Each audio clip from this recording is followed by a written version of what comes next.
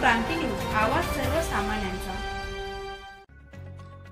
कळवण सुरगाणा विधानसभा मतदारसंघाचे आमदार नितीन पवार हे गेल्या 2 दिवसापासून मतदारसंघातील गावात जाऊन नागरिकांपर्यंत शासनाच्या योजनांची कशाप्रकारे अंमलबजावणी केली जाते याचा आढावा घेत आहेत। त्याच अनुषंगाने 20 जुलै रोजी आमदार पवार यांनी ग्रामपंचायत गोसराणा इथं भेट दिली।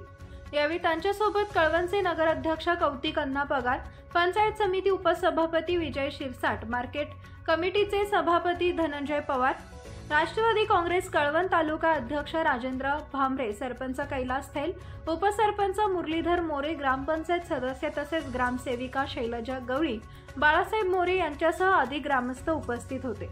यावेळी उपसरपंच मुरलीधर मोरे यांनी कार्यक्रमाची रूपरेषा समजावून सांगत सर्वांचे स्वागत केले।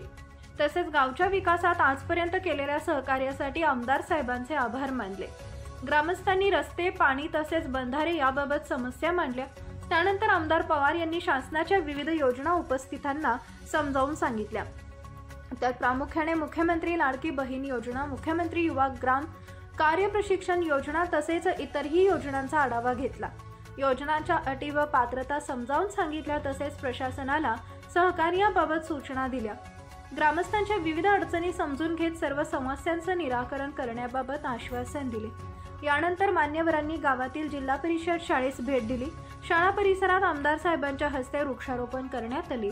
यावेळी सर्व मान्यवरांनी वृक्षारोपण केले व शाळेच्या समस्या जाणून घेतल्या। महाराष्ट्र क्रांती न्यूज साठी प्रतिनिधी भगवान खिल्लारी, अभोना, कळवण। अशाच नवनवीन बातम्या पाहण्यासाठी आमच्या महाराष्ट्र क्रांती न्यूज या YouTube चॅनलला लाईक करा, सबस्क्राइब करा आणि बेल आयकॉनला प्रेस करा।